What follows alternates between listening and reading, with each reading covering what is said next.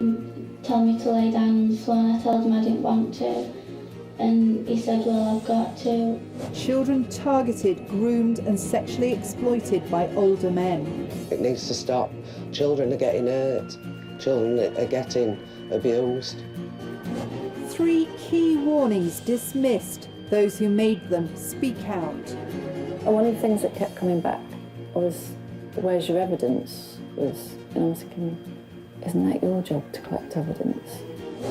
And disturbing findings suppressed. I was subjected to the most intense personal hostility. I've never seen back covering like it. The abusers who remain free. We identify one of them. I don't understand why my life's been affected and his hasn't. The police and council in Rotherham finally called to account for failing children. They were raped by multiple perpetrators. They were trafficked to other towns and cities in the north of England. They were abducted, beaten and intimidated. Tonight, Panorama investigates the scandal that has devastated the lives of more than 1,400 children in just one town.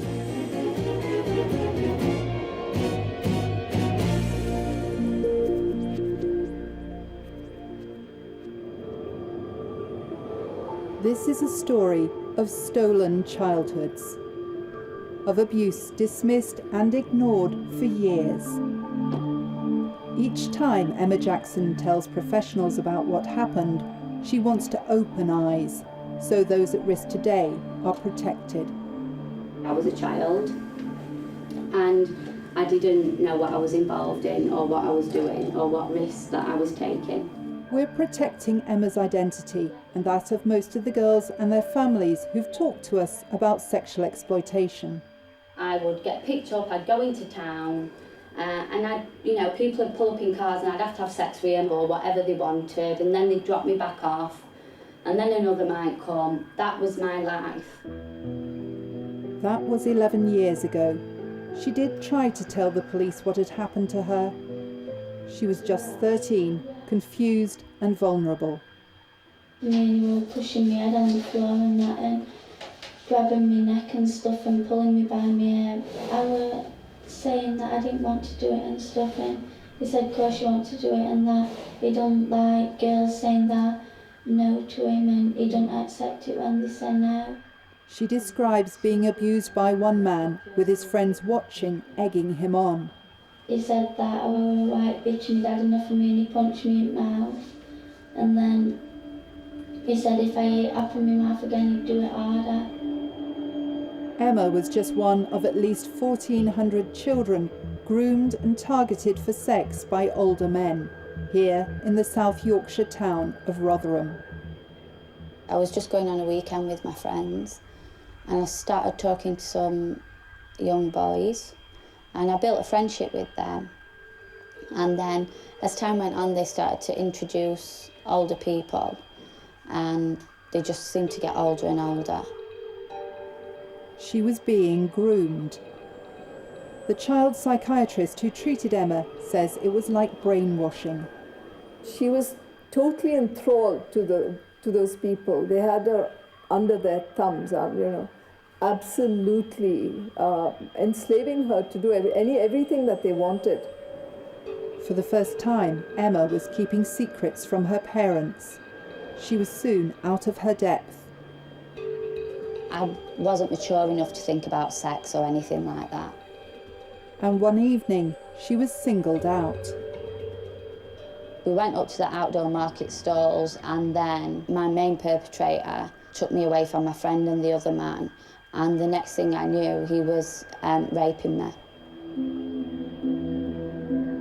In Rotherham, the exploitation of young girls by older men was first talked about in the 1990s. Back then, this abuse was labelled child prostitution. A youth organisation was set up by the council. It was called Risky Business. It became a place where victims felt listened to.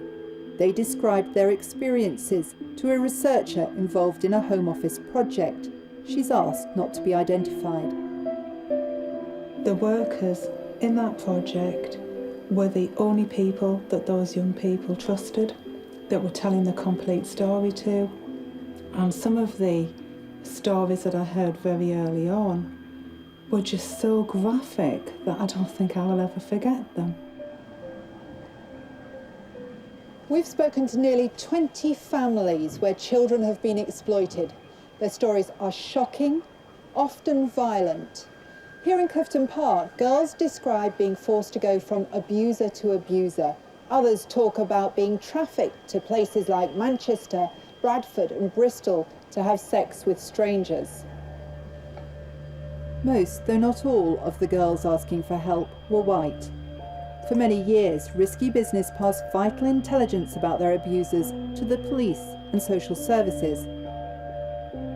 Among the men named was Arshid Hussain, known as Ash or Mad Ash.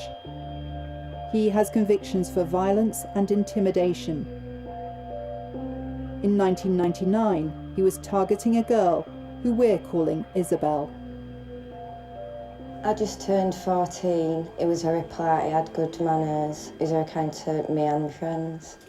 And what did you know about him? He was into some things that he shouldn't be. What do you mean by that? That he was into drugs and violence.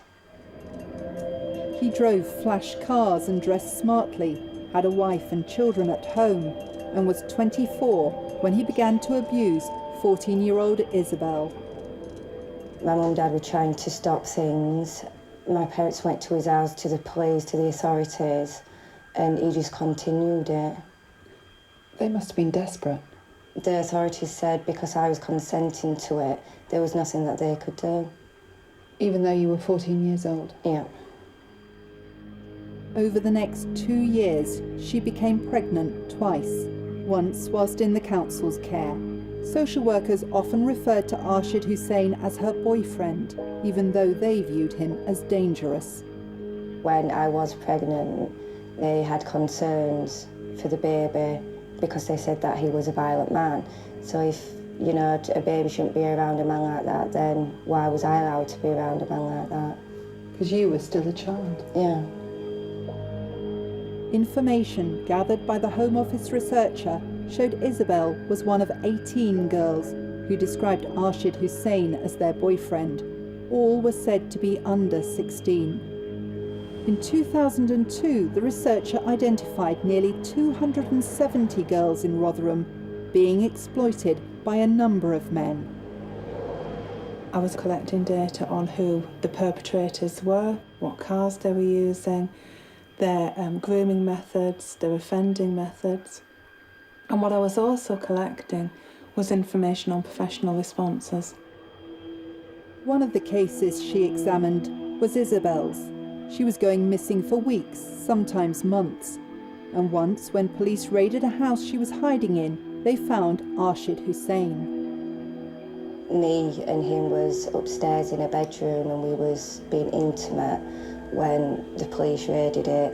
They would have seen me with just some pants on, run under the bed, and they would have seen him pulling some joggy bottoms up and heading towards the corner of the room. Would it have been obvious what had been going on? Yeah. That was the first time I ever saw him scared, and I think he honestly thought, this is it, I'm going to get arrested.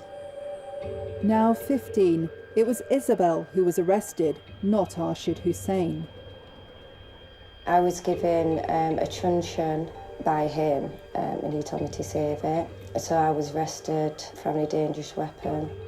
What happened to him? Well, nothing, he just went about his daily business. This man has been having sex with this underage girl. That's a case that should be prosecuted. I don't understand why the police or social services took it upon themselves to excuse that behaviour. And Isabel says Arshid Hussain was stopped by police on many occasions, with her next to him. Even if, you know, the police was kind of looking for him for something, he'd be able to turn around, and which he did plenty of times, and say, I'll play the race card, so they let me off. 250,000 people live in Rotherham. While most are white, about 8% come from different ethnic backgrounds. and there's a well-established Pakistani heritage population.